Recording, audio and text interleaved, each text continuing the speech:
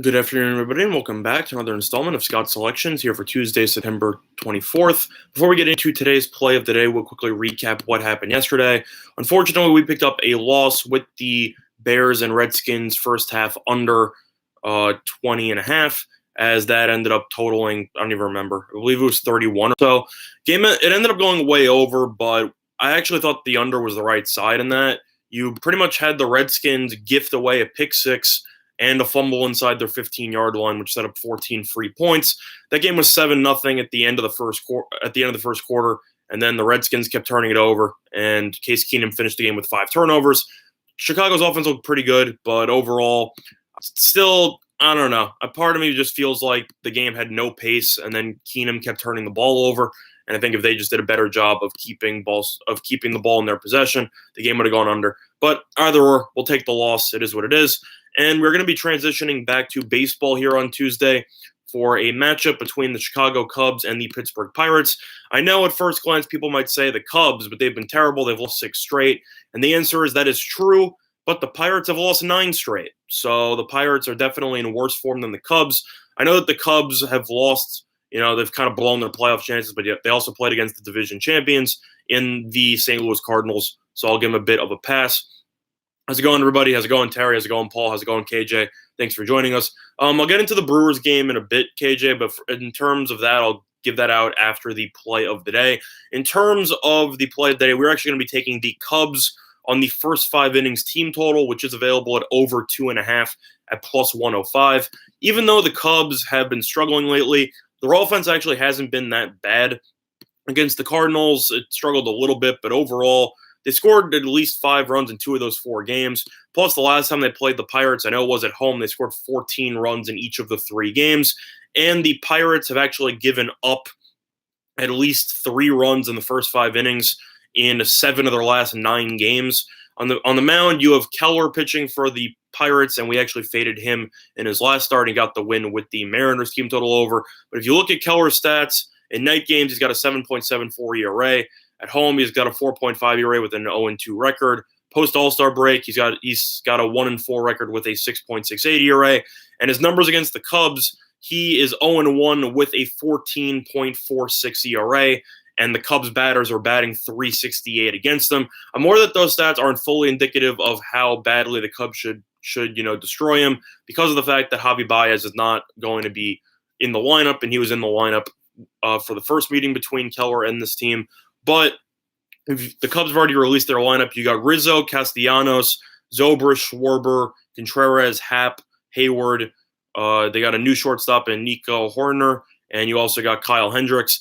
I still think their lineups are not bad. You still got Rizzo back. Castellanos has been great. Zobrist is still solid switch hitter who possesses power from both sides. You also have Schwarber, who's very solid against righties. Happ's pretty good as a switch. Hayward's pretty good against righties as well. I simply just think that Keller's going to struggle based on the track record and the fact that the Cubs are still in must-win territory, even though their team is battered with injuries, with Bryant being out as well as Baez. I still think 2.5 is way too low, especially at plus 105. With the wind blowing out roughly 4 miles an hour to straight center field, it could lead to a couple more home runs. But you lose Bryant, you get Rizzo back. I still think 2.5 is too low. And for that reason, the play of the day will be on the Cubs' first half team total, which is available at over 2.5 at plus 105 on 5 dimes, and that will be the play of the day. Now, I had a question from KJ about the Brewers' money line today involving Sonny Gray. I actually wrote an article about that game for I believe it was Winners and I wrote an article for winnersandwhiners.com yesterday about that game. My main lean was on the under 8.5 in that game. It's already been bet down to 8, so I don't really like it as much as I did yesterday when I ended up writing it based on the overnight lines. The reason why the money line is so low is based on the fact that the Brewers are 37-38 on the road, and the Reds are, let me make sure I got this right. They got 41 road wins. I just want to make sure what their actual record is on the road. The Reds are 41-37 at home this season, so they actually have been really good at Great American Ballpark. Have they played like it recently? Not really. But Sonny Gray has great numbers against the Brewers this season, which is the main reason why that money line is so low. Specifically, you have Sonny Gray with a 2-0 record with a 1.85 ERA against Milwaukee so far this season. So that's the reason why the spread is the money line is so low on that game. I know the Brewers are in must-win territory and they're also on fire, but the main reason why they have the line set that way is because of the fact that Sonny Gray has been virtually unhittable against the Brewers. So that's the main reason. KJ, how do I feel about it?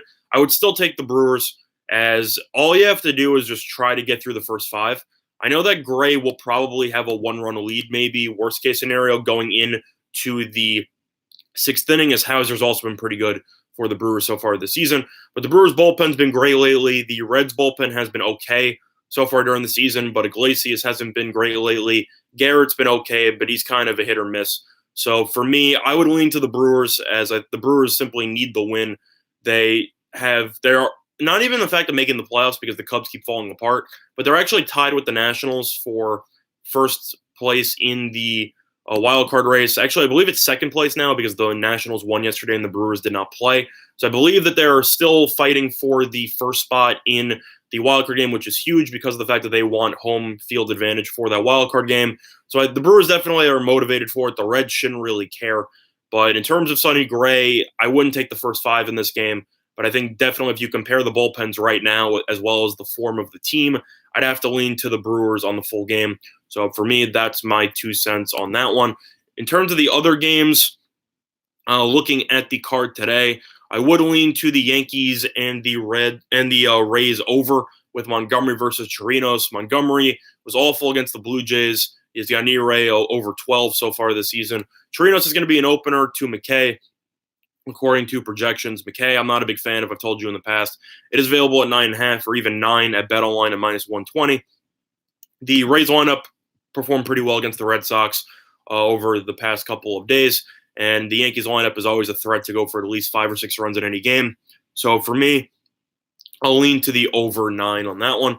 Looking at the rest of the card, I'll lean to the under 8.5 between the Cardinals and the Diamondbacks. I know that both teams combined for over 15 runs yesterday, but Flaherty, since the All-Star break, I believe has a 1.1 ERA. His numbers are insane. He's been the best pitcher in all of baseball for the last, I'd say, month or two. Meanwhile, Leak actually has very solid numbers at Chase Field so far this season, and he has good numbers at home overall. And the Cardinals should do a pretty good job of limiting Arizona's offense, especially with Marte out of the lineup as he's been shut down for the year, as well as Leak, who I think should do a decent job of shutting down the Cardinals. I think if this game's going to go over the 8.5, I think you need the Cardinals to score at least 6 runs. And I think that's asking a little bit too much. And that game should end in the realm of 5-3. So I'll lean to the under 8.5 on that one. But other than that, though, not that many other leans, as all of the teams that need to win in this game are roughly -255 favorites. So I'm personally not going to bother. But play of the day is on the Cubs' first 5 team total, which is available at over 2.5 at +105 on 5 dimes. Before we conclude today's video, though, quick reminder for sponsor PointsBet. All-in sportsbook in New Jersey, a couple of great deals for you. Up to 2 risk-free bets up to $1,000. So if you end up betting on any sports and end up losing, you simply get your money back, which is a great promotion that I wish more sportsbooks would use. Other than that, though, that's going to do it for this installment of Scott Selections here for Tuesday, September 24th. And good luck to all of you and your respective bets today. Bye, everyone.